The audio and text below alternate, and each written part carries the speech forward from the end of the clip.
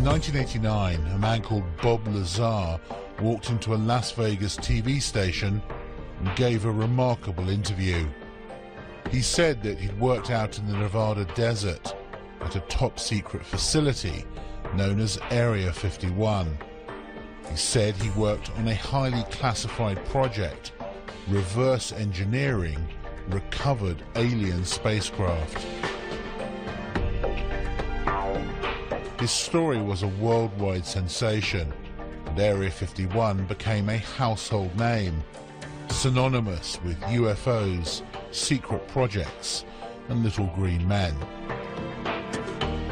And yet, neither the US government nor its military have ever denied his claims, and they still don't officially confirm that Area 51 exists, despite satellite photos proving it does. Many dismiss Bob Lazar as a fantasist, and yet others see him as a whistleblower, exposing a government cover-up of UFOs and alien contact.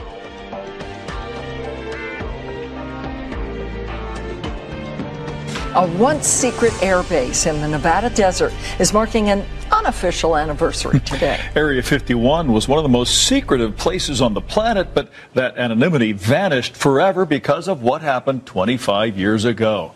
A controversial electronics whiz told a fantastic tale during a TV interview, and the story still reverberates today. The I-Team's George Knapp played a part in what became an international sensation. He's here with an update.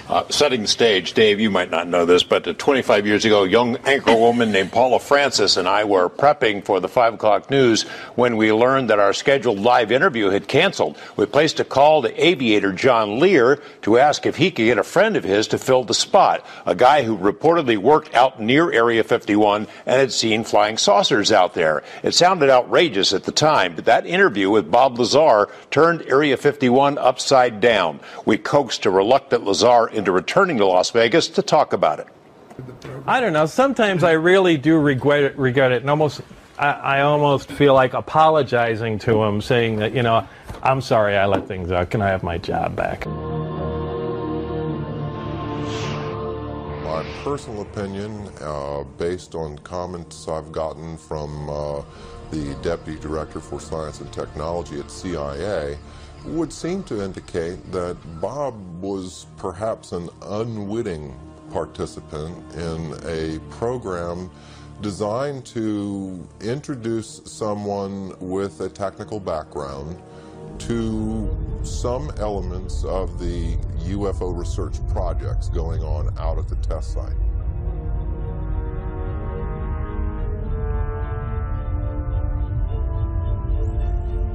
I have no doubts that Lazar actually was in a place where top secret investigations were going on.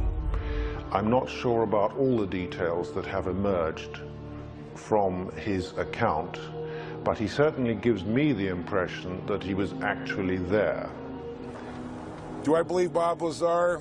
My answer to that is yes. And heck, it's going on 8 years that I've known him. His story has never changed. He wasn't in it for the publicity. He surely wasn't in it for the money. He lost everything he had. I believe he's totally sincere. As far as I can tell, he's a bright guy who tells a great tale and who's told it often to people who have not checked on him, who accept the notion that, well, the government wiped his slate clean. Basically, I think he had an experience. I think he saw some things that shocked him, was subject to some conditions and experiences that were very unnerving to him and very profound.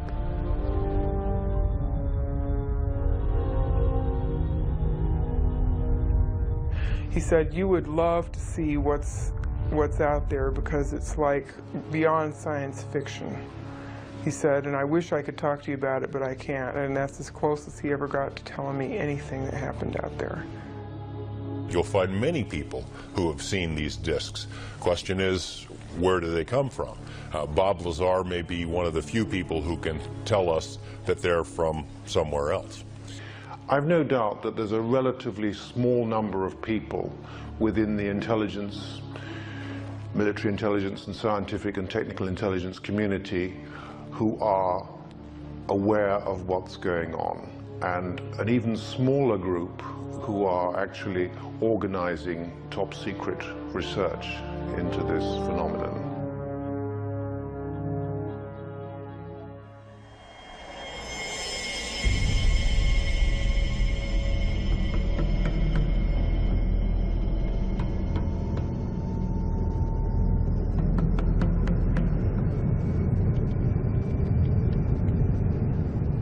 There's been an operating airbase out at the location known as Area 51 since the 1950s, when it was home to the CIA's top secret SR-71 Blackbird spy plane.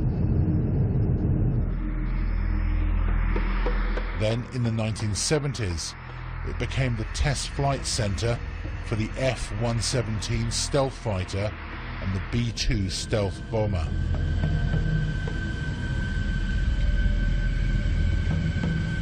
It's fairly public knowledge that we have a super secret facility in the mountains in northern Nevada, referred to as Groom Lake, Area 51 of the Nellis Air Force Base test range. It's also been referred to as Dreamland. This is an area that has been known but officially denied for many decades.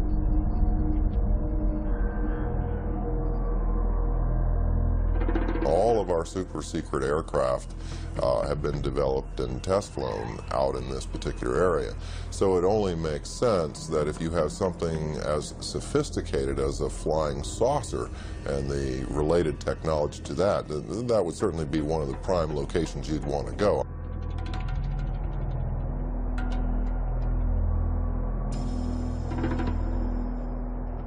What you see is an ordinary looking Air Force base.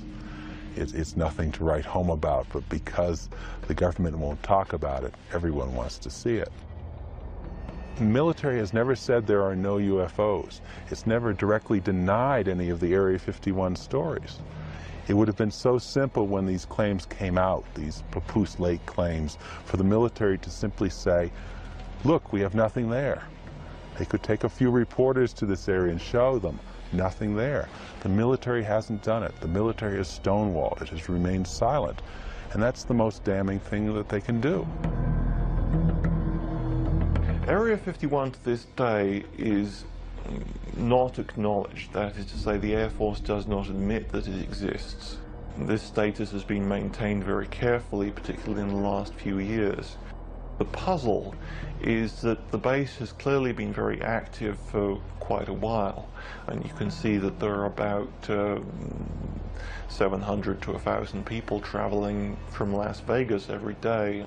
So essentially the bulk of what has gone on there in the last 10 years has not emerged from the black.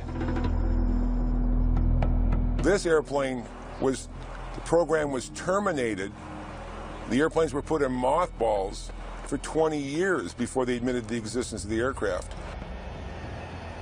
There's programs that they're working on today that are 50 years ahead of anything that you and I can even conceive of, and that we may never, may never see the light of day.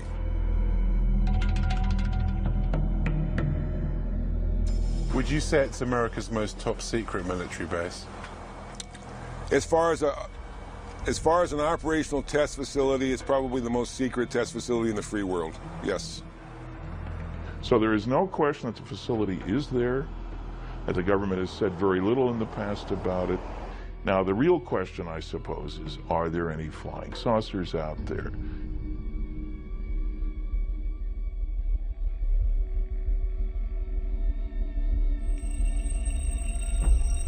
No one had associated flying saucers with Area 51 until Bob Lazar's interview hit television screens around the world. He said that he worked at an underground facility called S4. The top-secret project was codenamed Galileo. They would call at a specific time. For instance, the operator would say, "Mr. Lazar, it's now 4:15 a.m.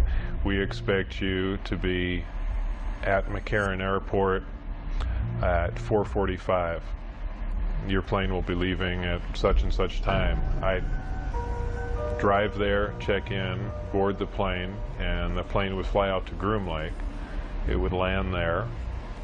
I'd get off the plane and wait, and there would be a bus to take me and whoever else was going to S4, Papoose Lake, which is about 15 miles south of there, and then I would check in at S4.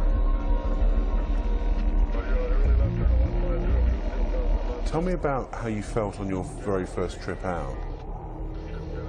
The first trip out there, it was actually very exciting because it seemed so cloak and dagger to me, especially after I got in the bus with the blacked out windows. I kind of thought that was neat. Drove out to the site, and then it was checked in, guards walking around with guns, and I was sure what I was working on was going to be pretty fascinating. He says that within a few days of working out at S4, he was shown an actual flying disc in one of the hangars. When I was brought in by bus, and for the first time, one of the hangar doors, the one on the end, was open. The bus drove up and we stopped there, and clear as day in the hangar, taking up almost all the hangar, was the disc. Looked like something right out of a science fiction movie.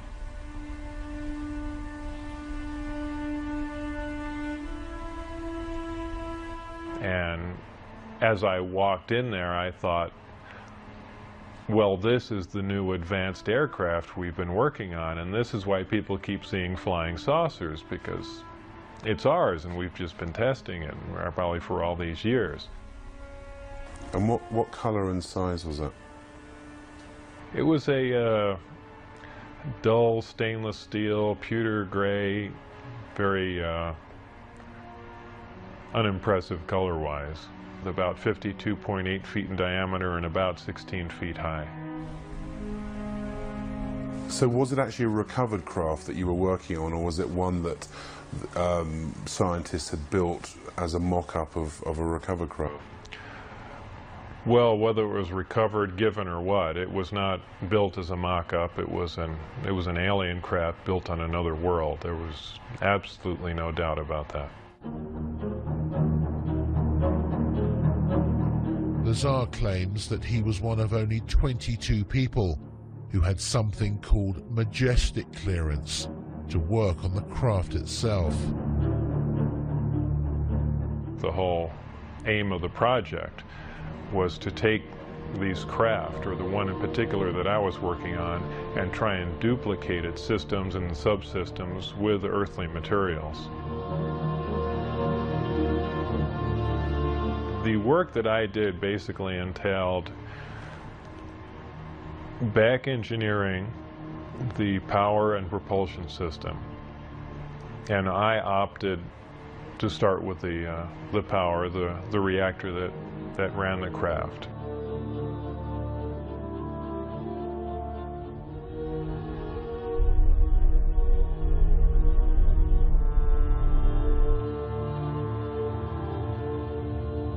I knew immediately if his credentials could be verified, if even part of his story could be verified, it'd be one tremendous expose.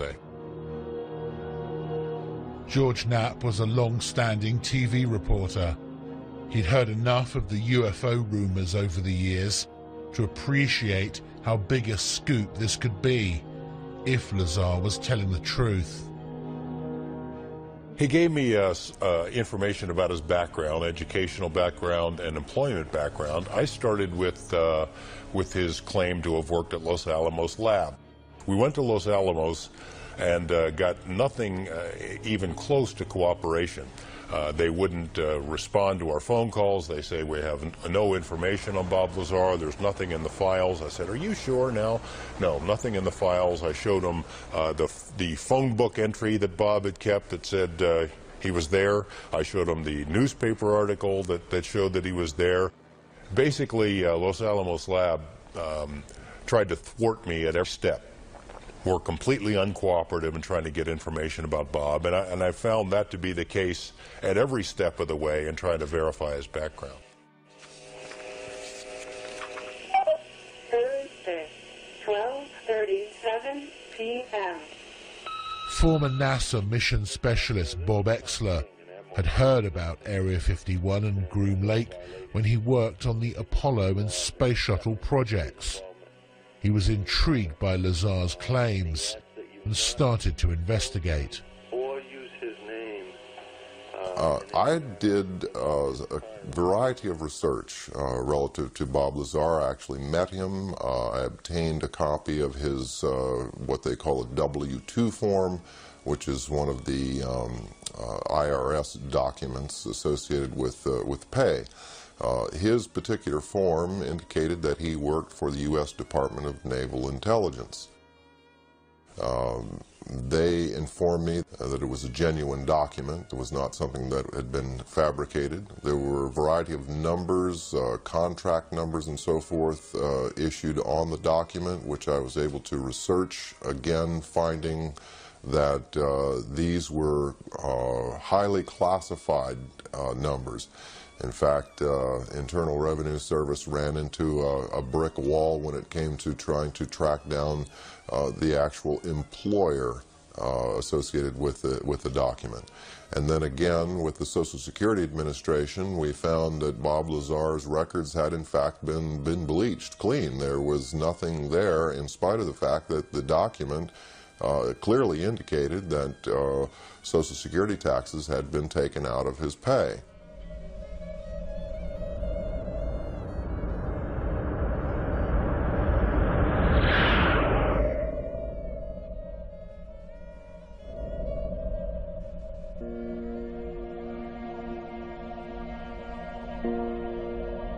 Not everyone who's researched Bob Lazar believes his claims.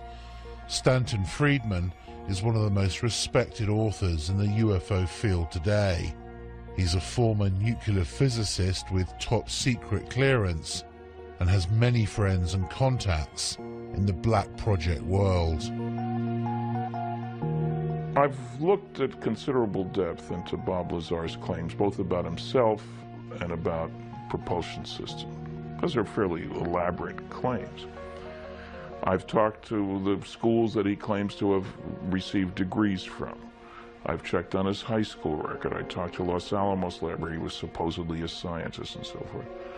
I have come up totally empty. Now, when a guy lies like that, you get very wary. And, you know, it has all the trimmings, his story, of a Walter Mitty story. Somebody in his imagination was, you know, stronger, brighter, faster than anybody else. I don't doubt that he did some work at Los Alamos and other places. He's clever. He drives a jet-powered car, fixes radiation detectors. So he may have performed some service. But I can find no reason to think that he worked out there on a flying saucer.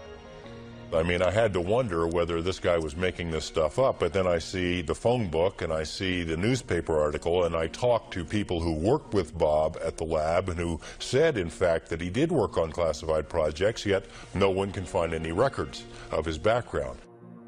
The people that I worked with, colleagues, the people I went to school with, obviously knew I was there, and people at Los Alamos, I was friends with, and people that worked under me and alongside of me knew I was there and, you know, cooperate what was going on. But, you know, officially, it's very difficult to get information for the people in charge. To further prove his claims, Lazar agreed to take a polygraph test, which he passed. The thing that is interesting about polygraph is that if you're embellishing or if you don't completely believe what you're saying, it is very, very easy to detect. All it really will tell you is that the individual believes with 100% conviction that what he's reporting is exactly as he recalls and as he believes it to be. And that clearly was the case with Bob Lazar. Now, could his perception have been a bit askew? Yes, that's possible, but he clearly wasn't lying. I think Bob is even open to the possibility that perhaps he had been used in some sort of misinformation or disinformation campaign. I mean, look at him. He has a pirate flag floating on his house. He races jet cars. He likes fast women. He likes guns. He's technically capable, so in that sense, he may be perfect for this kind of a program. Technically capable, scientifically knowledgeable, and yet completely discreditable at a moment's notice. If you wanted to test public reaction to a story about Area 51 and then suddenly discredit it afterwards, Bob may have been the most qualified person in the country.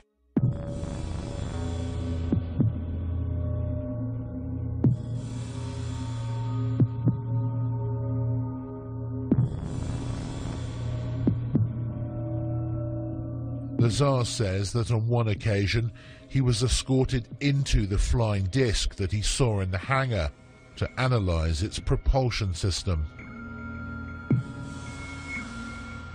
It was obviously made to be piloted by something smaller than the average human being, very cramped in there. What were the size of these seats that were in there? The seats were very small. I'd say about 1/3 to 1/4 the size of a normal human seat. A lot of people say, boy, it must have been exciting to go in there, and I always say it wasn't. It was a very ominous feeling. I know it sounds silly, but it's so unearthly in there. You have spoken to someone who's actually seen a UFO under a tarpaulin at Area 51. I have. I've spoken to several people who've seen UFOs or disc-shaped craft out there. There was a woman who was a secretary for a major defense contractor at the Nevada test site who worked on nuclear programs, who told me that she had sat in on conversations between military and civilian contractors at which the Roswell case had been discussed, at which it had been discussed taking some Roswell material to Area 51. The level of secrecy during those meetings was great. Afterward, they'd take the ribbons out of the typewriters she was typing on. She was ready to tell me about this, and I had this conversation with her on the phone. The next day after this conversation takes place, she's visited by two men who say that they work for the company she used to work for, reminding her that she is still under a security oath, told her, we know that you do a lot of traveling back and forth, a lot of long drives between Las Vegas and LA. We'd hate for something to happen to you or your family. No interview. I mean, it happened again and again and again. Same scenario.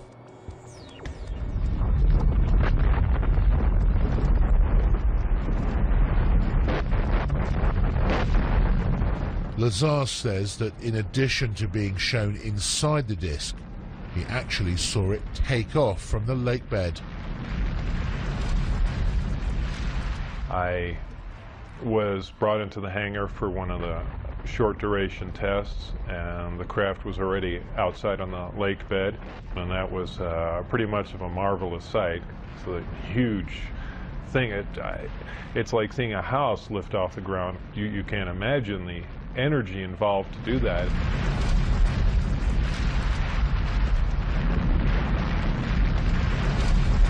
Because of the extremely high energy output and the fact that the outside of the craft is used as a conductor, that does ionize the air.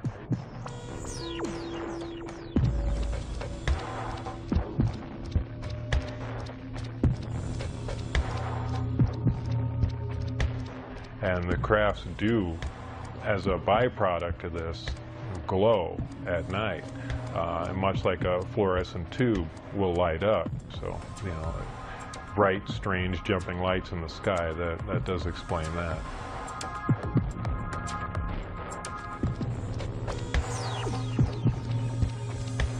Would you categorically say there is no way that humans could have built the craft that you saw? Absolutely. I will categorically deny that. Well, I don't know. How exactly should I put that? I guess I can just say it straight out. There is no way that any government on this earth could produce that craft, period.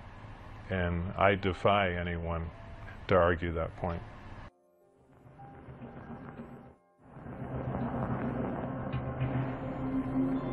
One of the big questions that's hung over this whole story is whether Lazar saw a man-made flying disc and not an alien spacecraft. A lot of these craft which are being developed in secrecy in the United States are tested at night, and one can imagine that seen through kind of half-closed eyes, something like an F-117 stealth fighter or a B-2 bomber, side-on or front-on, would look remarkably like, say, a flying saucer or a UFO.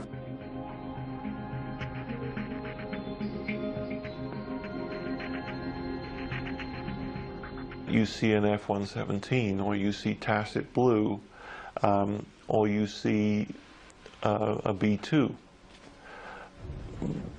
Particularly if you see it from some fairly unusual angle, you're going to have a very hard time relating that to conventional aircraft. Some of these things can look very strange indeed. So, you know, an unusual but decidedly terrestrial aircraft can certainly present the appearance of a disk from many angles.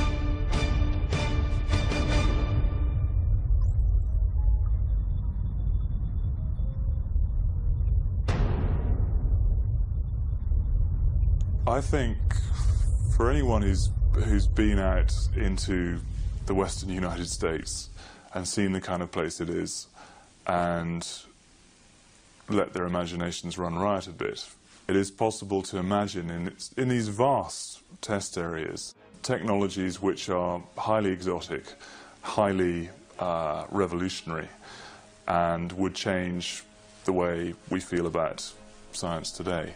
However, to say that that is alien science derived from beyond this world, I think is something which is just, it is unbelievable. It's too much to absorb.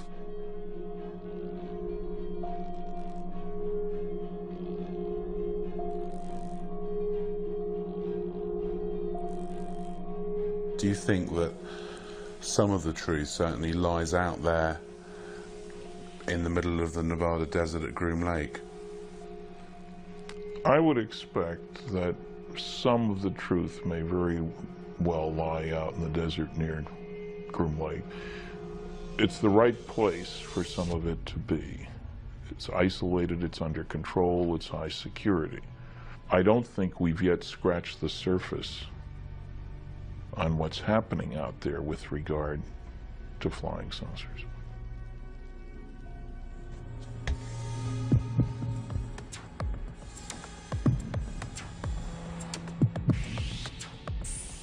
According to Lazar, the craft that they were secretly testing out in the desert at night used an exotic anti-gravity propulsion system. The reactor itself was an incredibly advanced system. This was an antimatter reactor. This is something we could only dream of having, something that could put out huge amounts of power that rivals several nuclear power plants running at capacity. What happens is a great gravity distortion is created, and you're essentially bending space toward the craft.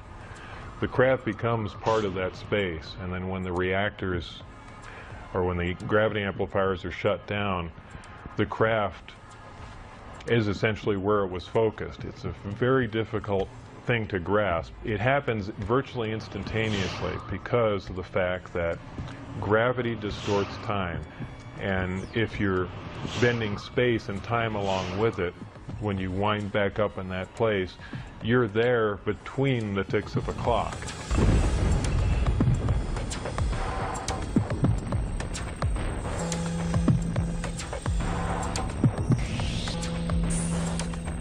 Looking at nighttime video films out in the test site area, we've seen video of craft that were luminous, that would move across the sky as if it was skipping a stone across water, or sort of a sewing machine effect. What we see across the screen are a series of lights, of dashes of light, as the object moves from point A to point B. Therefore, we are seeing what you might call a shadow effect of the propulsion mechanism at work.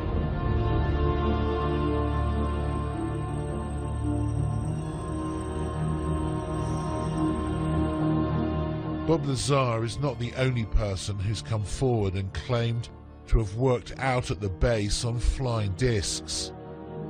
Former US Marines test pilot Bill Uhouse worked out at Groom Lake and other top-secret locations for more than 40 years, working for the Pentagon and civilian contractors on a variety of highly classified projects, including, he says, a flying disc recovered from a crash in Kingman, Arizona in May 1953.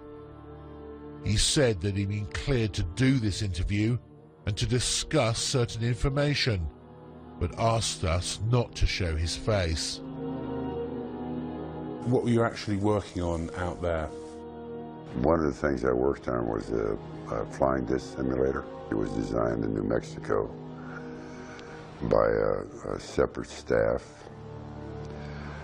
that built it in parallel with the actual craft that they had intended to fly. The purpose of the simulator was to train pilots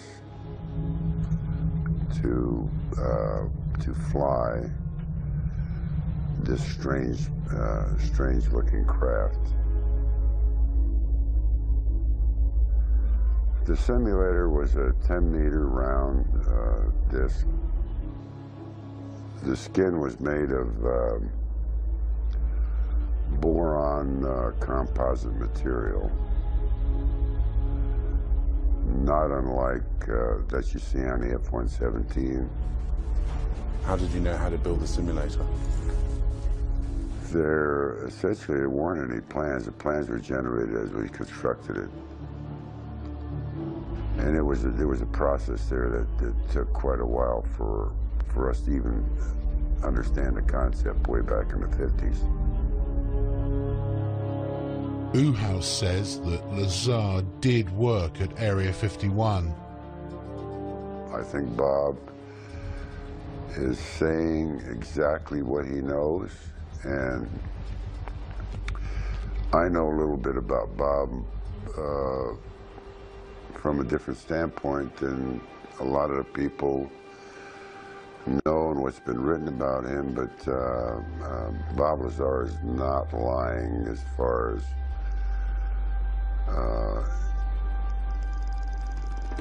his place and position and the activity he was involved with at the time, although some of it, he couldn't recall, but there's a lot of reasons why Bob was hired, number one. Here's the thing. Take a guy like Bob, send him out there, somebody said, aliens, blah, blah, blah, blah, blah. All of a sudden you're thinking about 9 alien crafts. you know, they may have not been non-alien crafts. Bravo 7014, contact departure, good day. Do you believe that the government has recovered alien spacecraft? I have no doubts whatsoever that the United States has actually recovered a number of extraterrestrial vehicles. And what do they do with them? I think that since 1947, there have been efforts to try and duplicate the technology, what is referred to as reverse engineering. And I don't know how far they've got, but some reports indicate that we've actually been test flying within a limited area actual alien vehicles or terrestrial vehicles, United States vehicles which have been made using alien technology. Could these not just be military aircraft? Well, I think it's quite possible some of them are military aircraft. I've heard from very reliable sources, including a leading specialist on unmanned aerial vehicles, that we have developed some disc-shaped platforms for aerial reconnaissance, some quite small, maybe some larger, which are being utilized by the Americans and have been built by the Americans. That's 638, 900 Delta, Las Vegas Tower, runway 1 and a left taxi, and evolution and hold traffic crossing downfield. Thank you, sir, 8900 Delta. Was it a hard secret to keep? It was a virtually impossible secret to keep. But I did play by the rules, and it caused a lot of problems. It caused problems in my family life. I mean, imagine being married at the time, and you know, you get a call, you know, perhaps at night, and a strange voice on the phone. Okay, you disappear, you can't tell your wife who it was on the phone, where you're going, and you come back, you know, sometime early in the morning. I mean, what is she going to think?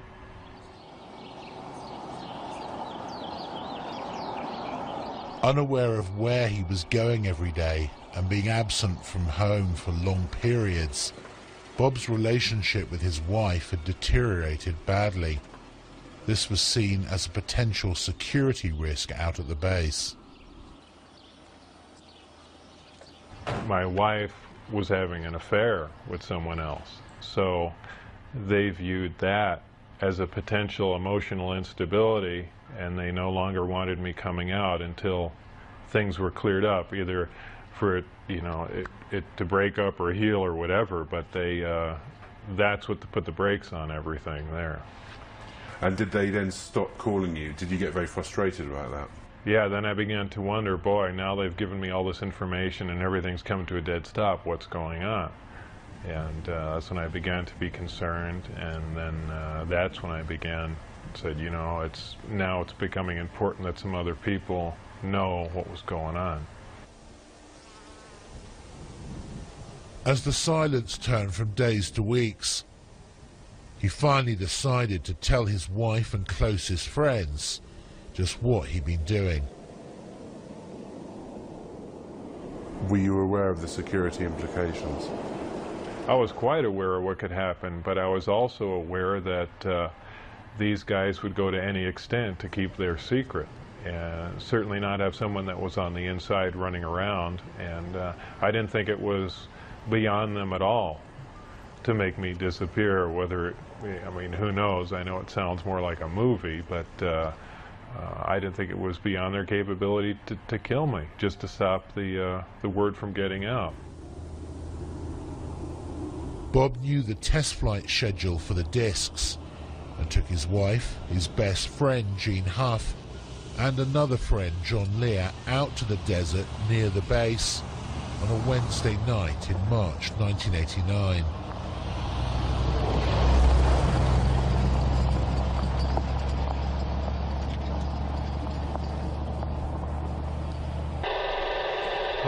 It started coming in too. How far away can that thing pick up stuff if it's like overhead, like up in the air? Overhead, 300 miles. jeez. So it could be any one of these guys. Yeah. Yeah. Well, that sounds military to me.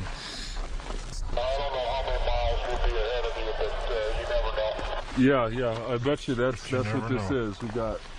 Oh. You see that? Whoa. Yeah, what was that? Did you see that light just come on over there? I was looking right at it. Yeah. Here, let me check it out. Well, that was a shooting star. Right above it was a meteor, too. No, there's a steady light. No, it's a steady light that just came without on. Any kind of. No, this one right over the range here. It wasn't there, and then I was looking right there, and it blinked on. Very bright. That's brighter than a star. Yeah.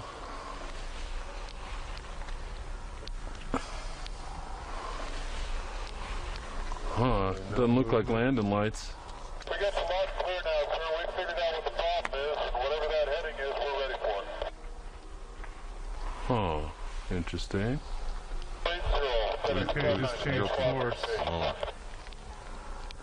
White light? Yeah. Yeah, he's coming at us. What did you see when you were out there? Shortly after the flight time that I had recorded, white light came up. Well, not a white light, it was actually more of an amber light. Came up off the ground and hovered, and then began doing radical step maneuvers and darting from one side of the sky to the other, doing some impossible flight characteristics. Do you think what you saw over the desert that night was an alien spacecraft? Could I identify it as an ET craft without Bob's help? No, it would have been like I said, an elliptically shaped saucer doing, just doing moves that we're not capable of, but I could not say that, no, this wasn't some advanced Earth technology. We got the lights clear now, sir. We figured out what the problem is, and whatever that heading is, we're ready for it.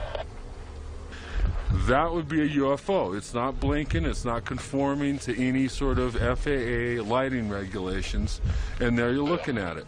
That's like a typical UFO. If it was red, it would be real typical, because that's what most people report, is red lights like that are solid colored. I don't think that's landing lights, because it's curved already and we're still looking at it. Looks like he's curving back. Here he comes. That is a typical military UFO. There you go.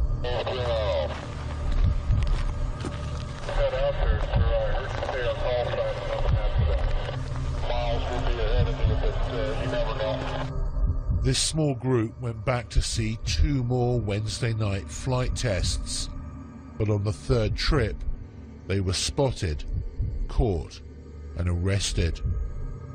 Bob was taken to Indian Springs Air Force Base and interrogated. That interrogation was about as intense as you can possibly get, right stopping short of shooting me in the head. What were they saying to you?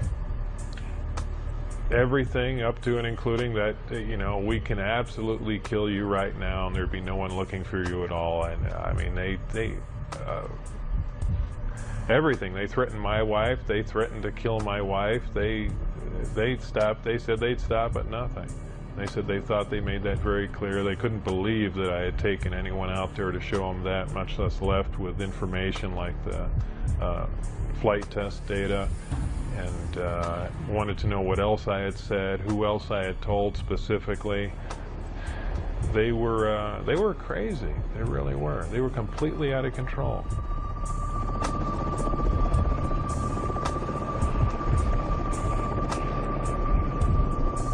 After this interrogation at Indian Springs Air Force Base, Bob says that he was put under constant surveillance by security personnel.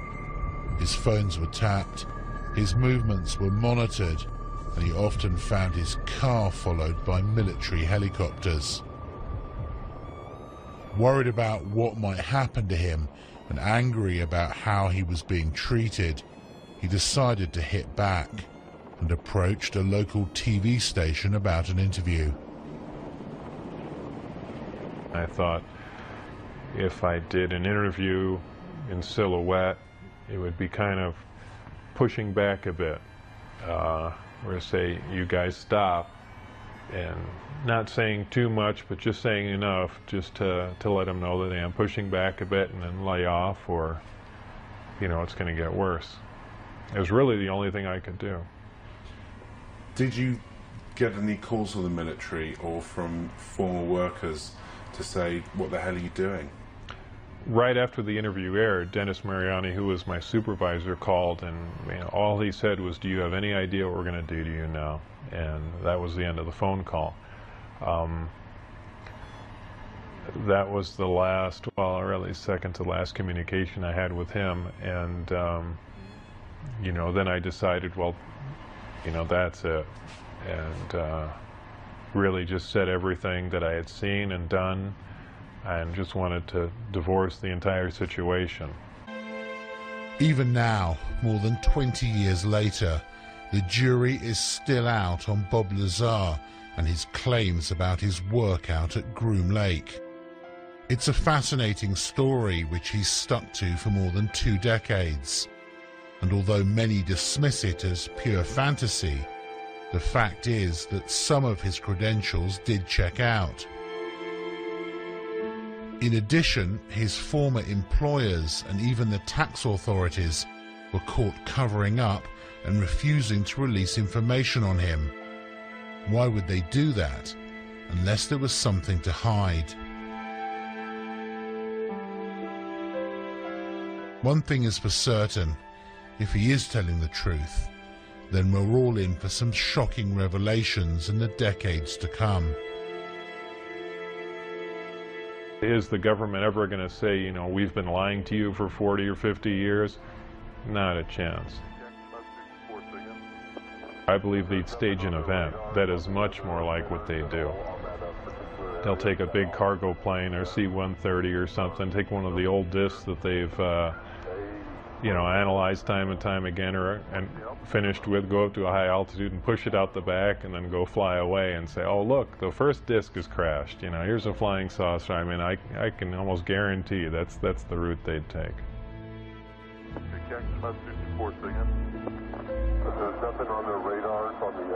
Certainly there are a lot of questions about Bob's background that have not been satisfactorily answered. But there's too much that Bob knows, I think, that couldn't be explained any other way. He knows about the layout of the base. He knew about people who were involved in security checks. He knew when and where the test flights were going to take place because he took people out there 3 weeks in a row and they videotaped the tests. How did he know this stuff if he, in fact, did not have some kind of inside knowledge? Do you think he'd make a good conduit of information? I mean, essentially a patsy. Yes, I do. I think it's quite likely that Lazar was set up, perhaps to knowing that he would give out this information. It's likely to be a very long time before we discover what is actually being done out at Groom Lake now. They seem to wait anything from 15 to 20 years or more after something has been retired before they acknowledge its existence. This airplane was built, designed almost 40 years ago. 40 years before that, the hottest thing flying was a Seversky P-35. 40 years before that, it was a balloon. So the technology has not stood still. So there's a very good possibility that we are looking at man-made transportation for the 21st century.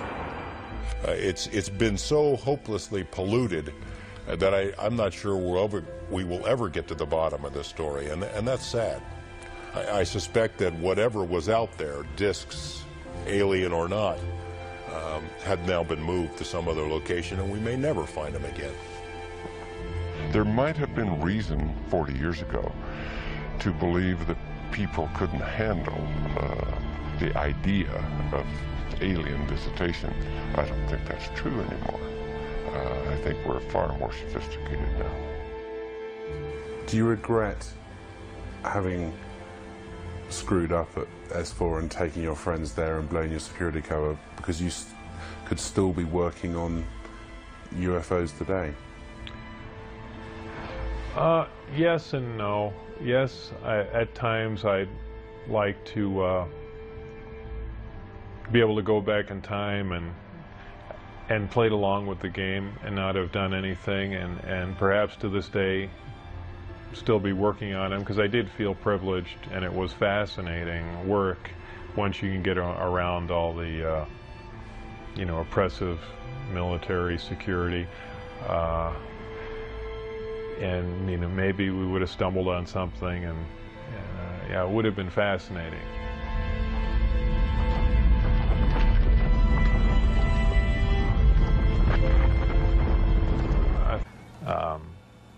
The craft lifted off the ground, virtually noiseless, other than a small corona discharge on the bottom of the craft, indicating the presence of high voltage. That dissipated at about 30 feet, and it stood there completely silently, and moved over to the left, to the right, and sat back down. That was the entire test. However, that was an extremely impressive test.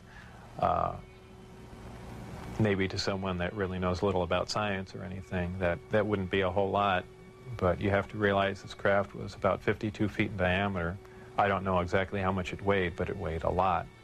And this was quite a scientific feat, to lift something completely silently, under control, and perform a maneuver like that.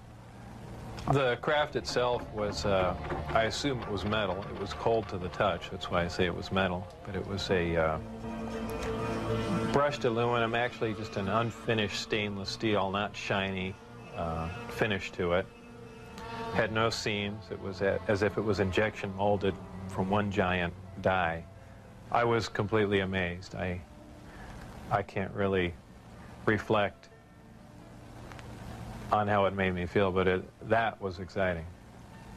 How would you define gravity? Could you describe in layman's terms its basic principles for us? Gravity is something difficult to explain because it's something that we essentially don't understand. It's just something that we can observe. Not much is really known about gravity. There are many theories about it, but they are just mainly theories. There's theories of gravitons, which allege that these subatomic particles that act like an attractive force like gravity, that exchange between two pieces of matter. There's also a theory that gravity is a form of wave, an electromagnetic wave. But basically, gravity is a force. It's the attraction. It's the inherent property of matter to have gravity, a mutual attraction for each other, and it's basically all that we really know. Modern science, current science right now, identifies one gravity. It's one force in nature. Apparently, through research at S4 or information gained from one of the crafts they were researching there, it appears that there are two different forms of gravity. One form works on an atomic scale, on subatomic particles, holding pieces of matter, holding atoms themselves together. Another works on a larger scale, the scale we're most familiar with, holding planets in orbit, holding ourselves to the ground, things of that sort. Because it produces a gravitational field, I wouldn't say the craft is invisible during the day. However, if you're under the craft, because of the way the gravity is being used, gravity bends time and space, and it bends light. If you are looking underneath the craft or from certain vantage points, you will actually see what's above the craft. It's really a trick of the way light bends under the influence of gravity. For instance, we can see stars that are behind the sun, that are blocked from our view by the sun. The reason we can see them is because the sun is a tremendous gravitational field, and it's bending the light around it where we can see the star. Space-time and gravity are all essentially interrelated. They all act on one another. Gravity bends space. Gravity also distorts time. When you vary one, you essentially vary the other two. If you As an example, if you have a massive body, say a planet or something that's making a lot of gravity, producing a lot of gravitational waves, if you will, it distorts space. It bends space to it. It also slows down time. These things aren't theories. We know them to be true. We cannot artificially create this because we can't create gravity. But this is how they're all interrelated. His burden made him. With traveling at the speed of light. There are several problems traveling at the speed of light. Just a couple of them are the fact that as your speed increases, so does your mass proportionally. In other words, the more energy you put in to go faster begins to slow you down by the fact that it's converted into mass. You have other problems like just traveling at such an extreme velocity, navigational problems, the fact that you might run into little tiny micrometeorites at speeds like this. They would undoubtedly destroy your craft. There's just a whole host of problems that you're going to run into just attempting to do something like that. Aside from the fact the amount of energy required to accelerate to the speed of light is horrendous. Could you briefly describe Project Looking Glass and Project Sidekick for us? Project Sidekick was another project going on with Galileo. Galileo was the project that I was involved in. Sidekick dealt with any of the weapon potential of the craft, whether or not the craft had a weapon in it or could it be used as a weapon, but it had something to do with some sort of particle beam configuration where the gravity generator can be used as a lens to focus a weapon of some sort, similar to the SDI device we were working on in the 80s, but with the potential of a focusing device using the gravity generator. And Project Looking Glass? Project Looking Glass dealt with the distortion, the fact that there's a time distortion, essentially looking back in time, and by that I do not mean looking back years ago to see the wagon train days. They're looking for distortions that are milliseconds in time, and what that was used for, I don't know, but that was just observing the time, the time distortion, time dilation phenomena of the craft in operation. What is element 115? Is it found here on Earth, or is it strictly an extraterrestrial material? 115 is strictly an extraterrestrial material. It probably occurs naturally in some other places, maybe other star systems.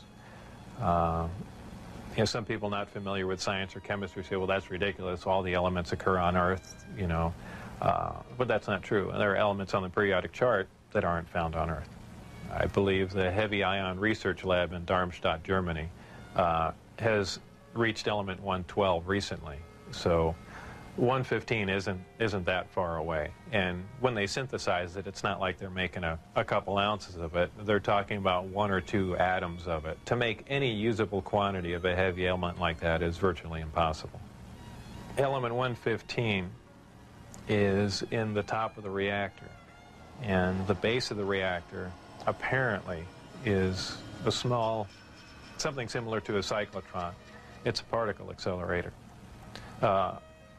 A particle is accelerated to high speed and then deflected up a small tube, and it's aimed at the 115.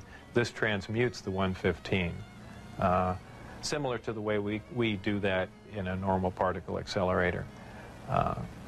This causes a reaction, a radiation emission that we really haven't seen before. It produces antimatter. This antimatter is guided down a tuned tube and reacts with a gas. When matter and antimatter react, they convert to 100% energy. This energy is converted, heat energy, is converted to electrical power in the reactor itself. This is done through a thermoelectric converter. And this electrical power is used to power other subsystems on the craft, though there is no wiring, as we would know it.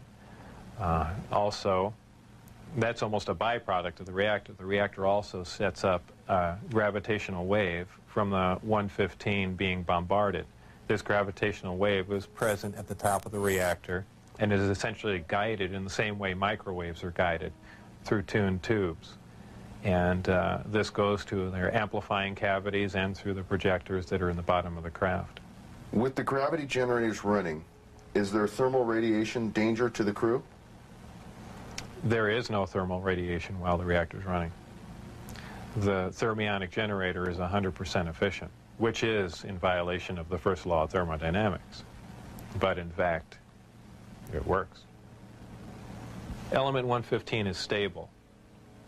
And for those familiar with chemistry, we know that elements with higher atomic numbers have shorter and shorter half-lives. However, when you reach a certain point, they call it the island of stability. There is a place, and we've theorized this for a long time, somewhere around 114 to 116, there should be an area in there where the nucleus of the atom is geometrically stable with protons and neutrons, where it no longer decays. It's not radioactive. 115 is, in fact, this element. In fact, it does occur again somewhere around element 247. Of course, we're nowhere near synthesizing that. We can only, predict things like that. But that's where 115 is. Did the aliens, give us element 115 in large quantities? Whether or not it was given to us, I can't answer that question. However, I was told that we have 500 pounds by one of my co-workers. How it was obtained and where exactly it came from, I don't know. Whether it came in one of the crafts or it was separate cargo somewhere, anyone can speculate. But I was told that was the figure. You were able to get away with a sample of element 115. How much did you get away with? No comment. Several nighttime test flights, unofficially, while off the base. What did you see? The test flights I saw off the base, actually the best test flight was witnessed by my friends who I had brought out there. At the exact moment the craft was hopping around and doing some really impressive maneuvers, I had turned around and I think was looking for the video camera or something to that effect. But I missed some of the most impressive maneuvers. But the craft was similar to what was done before that I had seen close up, other than the fact that it went above the mountain range, moved a much greater distance at a much higher rate of speed. How were you able to find out about the test flight schedules? The test flight schedules were told to me specifically because I was probably going to have to be present during those times. And at that time, the test flights were taking place on Wednesday nights. And from what they said, that was because that was statistically the least amount of traffic in the area. And that's all that they were concerned about. Does the propulsion system release any sort of discharge or exhaust? There was a high voltage discharge on the bottom of the craft, but as far as there being an exhaust, there was none. Why do they appear as glowing balls of light in the night sky? Well, that's kind of the same reason why a neon light or a fluorescent light lights up. What you're dealing with is a high energy source in essentially a gas atmosphere, oxygen, nitrogen. And when you apply enough energy to a gas molecule, they emit photons, they emit light. And I don't think it's anything, it's really a byproduct of how the craft operates. When it's emitting that much energy, the gas surrounding the craft emits light, the same reason why lightning is visible. You have a huge electrical discharge, and the gas emits light in the form of lightning bolt. If you were going to see one of these crafts at night operating, it would appear really as a glowing ball or just a bright light in the sky from a distance. Even close up, you'd see a glowing halo around it. This is typically what you'd see in your normal UFO sighting, if you've heard them a lot. However, keep in mind that lights in the sky are caused by much more common things than flying saucers. Tell us a little more about the aurora you witnessed taking off out of Area 51. It was a large craft, and the one glimpse I got of it was from the rear, and it had two huge square exhausts with vanes in them. And it was just, it sounded more like a rocket than a jet. I don't know. I even think he did mention that it was liquid methane powered, but there again, you know, working on the disk technology, I really could care less what was rolling around at Area 51, but it did catch my eye. As a result of going public, have there been any attempts made on your life? One day when I was getting on Interstate 15, driving down Charleston Boulevard, a car came up alongside of me, and I thought he was just trying to race me to get on the freeway. This was after I had left the project. It was a white, boxy-looking car. Exactly what make and model, I don't know. But I accelerated to get on the freeway to go fast, and there was a gunshot, and the back of the car was hit, and I skidded off into the median. And I stopped, and I was frightened, and I just stood there because I thought the guy was going to be alongside of me and just shoot me. I had nothing to do. I was essentially paralyzed with fear, and I waited there, and then nothing else happened. And do I know it was a government agent trying to kill me? No. Could it have been a drive-by shooting? Maybe. You know, so it was an attempt on my life, but by who specifically, I don't know. Though I was threatened before I had left. They threatened my wife's life and my life, so I can only put two and two together and say that they were kind of pissed at me. In an earlier interview, you had mentioned that they had put a gun to your head. Tell us about that. That was after we were caught out when I had the test flight schedule, and I brought some friends out to show them the disc test. We got caught out there, and the following day I was debriefed down at Indian Springs Air Force Base, and I was in the room with the security guards that caught us, my supervisor and some other people, and some other security personnel.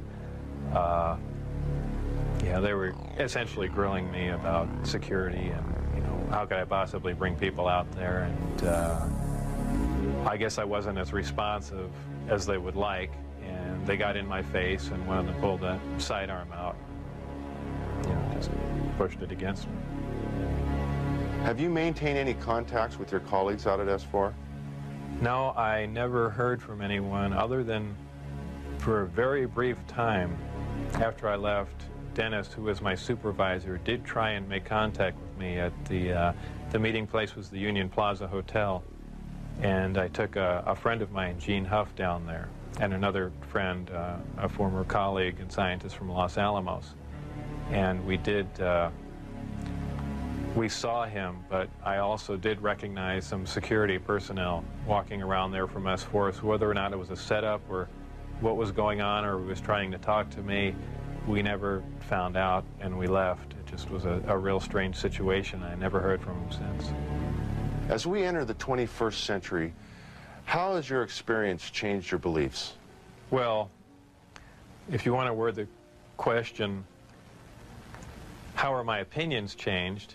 I would say considerably. And before I was at S4, I was more or less one of the guys that thought, you know, all these government conspiracy and UFO buffs and things like that were complete lunatics. I even remember before I was involved there, a friend showed me a little newspaper clipping and said John Lear was giving a lecture who was touting that aliens from another world came to Earth and there's 70 different species, and I remember laughing on the phone that this guy had lost his mind. And I was also under the impression that, you know, boy, the government's all for the people, and they, you know, they're out here to protect us and all that. You know, after the experiences I had there, everything is completely turned around. You know, the government is doing everything but looking out for us. I mean, the only thing they're looking out is for themselves. You know, obviously the ET craft do exist. Something had to build them, so there must be aliens. And since there are, and the craft are there must be some sort of factory and an entire civilization somewhere. And if in fact that is true, and it apparently is, then there must be others. Actual crafts and technology from another world. And that's probably the most important event in history. It kind of moved from science fiction into reality in my mind. And it really just, I guess, opened my eyes. Let's go! Whether or not we can duplicate them. If we can understand what a device is or how something operates or what its physical makeup is, that's great. But if we can't duplicate it, it's useless to us. So there's really two phases to the project going on there. It's understanding what we're looking at, and then once we understand it, is can we duplicate it with earthly materials and earthly technology? And, you know, unless we've got a handle on both of them, all that technology is useless to us.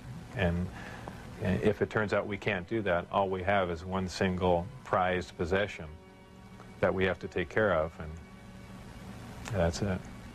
After all that's been said and done, would you do this over again? What would you do differently? I would probably have played along for a longer time. I would like to have known a little bit more about the technology, and probably kept quiet if I could have, and possibly never have said anything. I almost wish I had done that. You know, it's it's really only caused headaches and problems. But I believe if I was given the opportunity again to go back in time and redo it, I think I pretty much would have just shut up and gone along with the program. I would have much preferred that instead of the Navy or whoever it was that hand-picked a few renegade scientists here and there, that they turn it over to some more qualified people. Obviously, I was not the most qualified person on propulsion or field propulsion or anything of that sort. I was just some guy. I mean, they could have picked, I could have named 10 or 12 other guys that were more qualified than me. But, you know, if they turned it over to the scientific community and not just a couple guys here in the United States, I mean, you need a large group of people in a large lab to research what's going on there. Not a little quiet installation. It's the security itself that prevents them from getting anywhere. I mean, they never do work hand in hand. You can't have a military mind. Science itself must communicate. You have to have a free exchange of ideas. That's how things progress. And when you clamp down on a security system like that, where you work in isolated groups and ideas cannot be exchanged, you don't get anywhere, and that's the problem they have. What does the future hold for Bob Lazar? Well, I'm not really involved in any of that stuff anymore. That's kind of put behind me. I have my own businesses that I work at, some computer graphics, some consultation, other technical jobs, radiation detectors, and a few other things like that. So really, I just go about my life, and that's, you know, something that happened that was fantastic, and it's over, but it's kind of hard to shake it loose. But eventually I will, and that'll be that. I think all the surveillance and everything stopped. I don't think anyone's bothering to monitor me. I've said everything that I know. It's been all over the place, so it's kind of a done deal. As far as whether or not there are any craft out there, I believe, you know, they were out and gone in probably the late '89, early '90, and the only thing people see now out there are, you know, either flares or planes coming into land, but that's about it.